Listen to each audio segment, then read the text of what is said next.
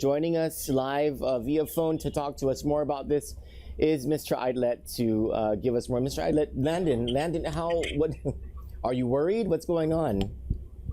Hey, Troy, and thank you for this call. I think it's good to get this communication out before the weekend. It is the holiday weekend with Columbus Day on Monday, so we really want to communicate this potential threat to the Mariana Islands before the end of the week. But yeah, we are watching a tropical disturbance that's in this area, 98W, spinning in place in the vicinity of Pompeii, just northwest of Pompeii, and that's currently located about 8 north, 156 east. And it's been fairly stationary the last couple days, and it's probably going to remain stationary in the state's area for about another day or two before it gets its act together, centralizes, and starts moving somewhere toward the Mariana Islands. So that's where our concern lies at this point. There's a lot of uncertainty, but things are starting to improve as far as that forecast confidence is concerned, that it is looking likely that we're going to have a tropical cyclone of some intensity pushing through the Mariana Islands next week. And so is this something to be worried about and to be freaking out, as someone mentioned to me this morning? No, you shouldn't be worried or panicked about this, but it's something to watch closely and be prepared for. And that's what we're concerned about at this time. It's something that we need to watch closely as it evolves in the next 36 to 48 hours, and start taking those preliminary actions to make sure your home, your work, your family are prepared and safe. Think about Typhoon Mawar, what worked well, what did not work well, and make those changes. The other question I've been getting asked a lot is, will this be another Typhoon Mawar?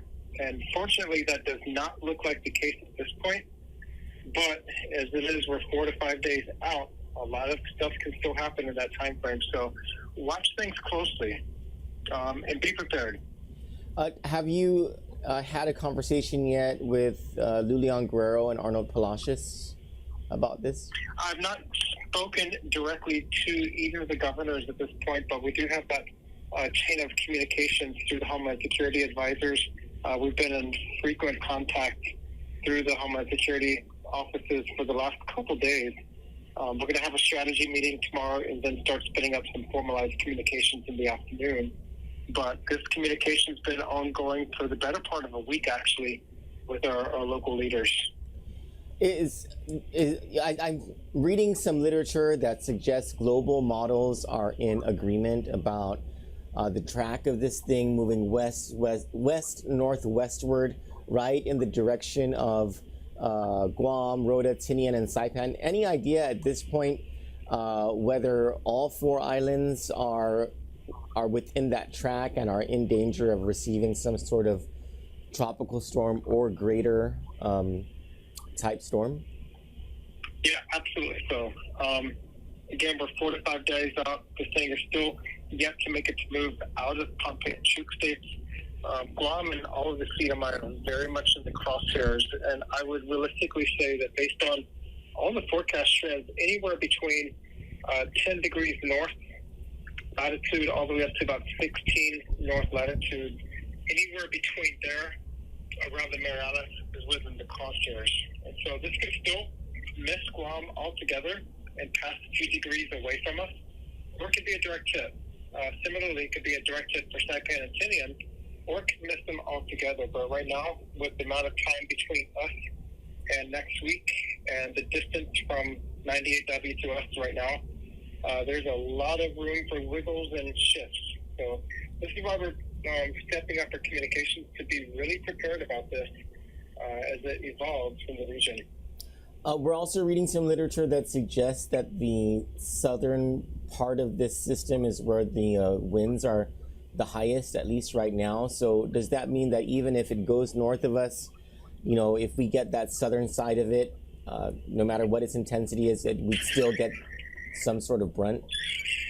Well, that's something we're going to have to watch closely for, because as these storms evolve, the symmetry, the shape of them, that evolves, and that was something unique with Mawar, was that the north side of it was much lesser in duration. It was weaker on the north side, but the south side, that was where all the moisture, the rainfall, the torrential showers, and the strongest winds were located. This one currently we have the westerly monsoonal winds. They are surging across Micronesia, anywhere from the equator up to about 7 degrees north. So that includes Woliai, Satawal, Pulamat, much of Winnow and the islands of Lucanor and Nuku'oro, and all the way down to Pohnpei, where we do have a small current advisory. Those winds are just pumping in from the west, and I just got a report that a school in southwestern Pohnpei has been shut down due to some flooding and inundation concerns, and that's probably from the large southwest monsoon swell battering into the coast over there. So we're trying to get more information on that one, which school and how bad the inundation is. But this is something that we have to watch out for, because the symmetry, the shape of these storms, they modify as the storm modifies. But bottom line, the closer you are to this center of whatever the cyclone will be at its passage, whether it's a tropical storm or a typhoon, the closer you are to it, the stronger those winds are toward that center. You were in the beginning. You were saying that this is going to remain somewhat stationary for the next couple of days. Does that also mean it has an opportunity to intensify within those couple of days? Yeah, that's typically the case, and we saw that with Mawar, where it was over Tuesday. That kind of spun up in place for a couple of days. It was hard to get a fix on a low-level circulation center, and that was part of the tricky part with Joint Testing Warning Center, trying to get that preliminary information in those initial forecast tracks, because the forecast tracks are based on its central location, and these developmental stages, that circulation center, that can shift from one spot to another spot in a period of time, and that's just because you get these little vortices in the trough axis, which is stretched across Micronesia right now, and these little circulations, they can be favored from time to time until one central circulation begins to dominate. That's what develops. So it looks like it's trying to go through that process right now, and then once these factors get past, that's when the intensification will begin, and it really depends on how fast it intensifies and when it starts to move our direction. So the takeaways, Landon, for at least today are that, one, your office is on it, and you guys are probably working a little bit more this weekend.